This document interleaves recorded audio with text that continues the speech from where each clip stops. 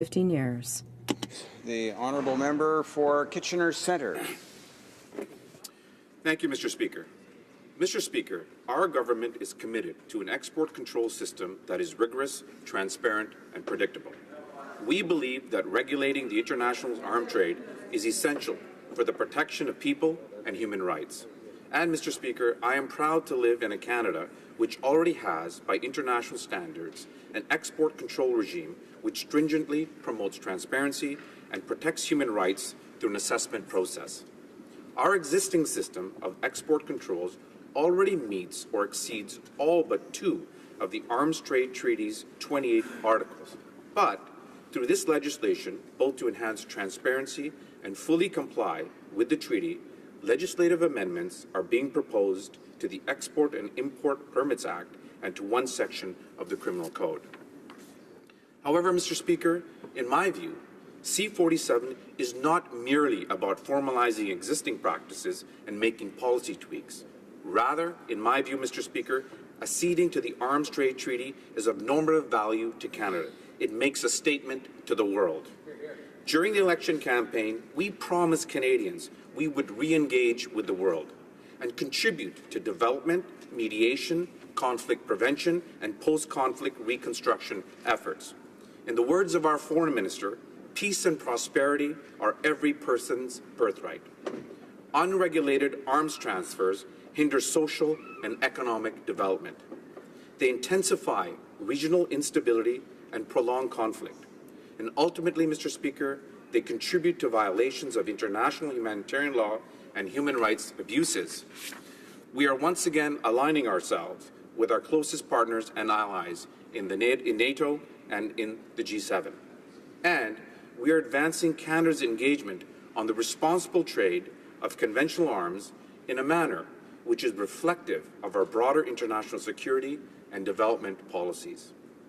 And, Mr. Speaker, the Global Arms Trade Treaty aligns perfectly with Canada's broader international development policy. Mr. Speaker, the ATT is feminist. It is a vital component of international efforts to reduce gender-based violence, and it supports Canada's international efforts with respect to global health. The Arms Trade Treaty will reduce the risk that the trade of arms at the international level will be used to commit genocide, war crimes, and crimes against humanity. Nations that are party to the treaty will be required to establish import and export controls on a variety of weapons, including tanks, missiles, small arms, and light weapons, something that Canada already has in place. This will keep weapons out of the hands of terrorists and those who seek to do harm to Canada and its allies.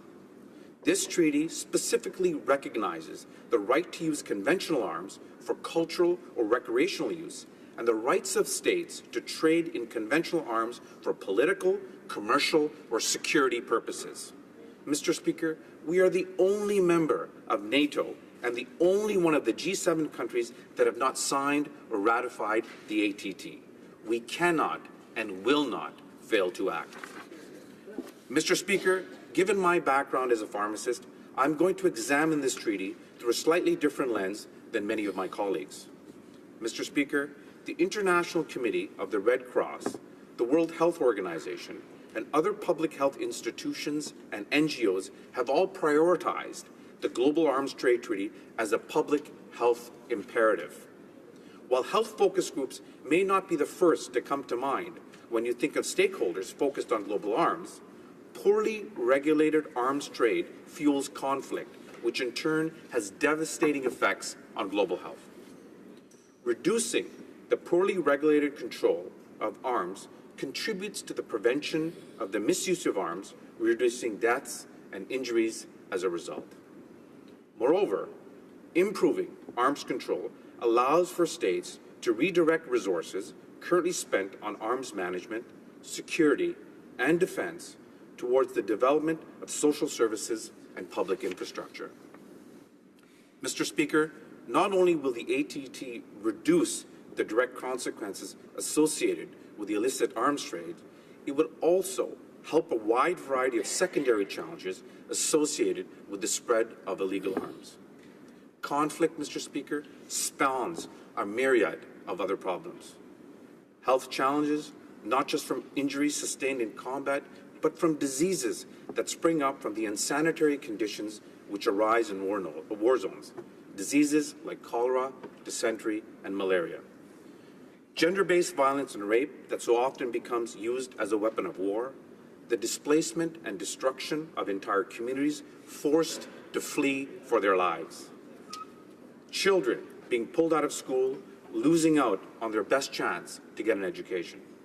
Mr. Speaker, in times of war, children miss their opportunity to break the cycle of poverty. They are robbed of the chance to create a better future for themselves and their communities. These are the issues that we are trying to address with this treaty.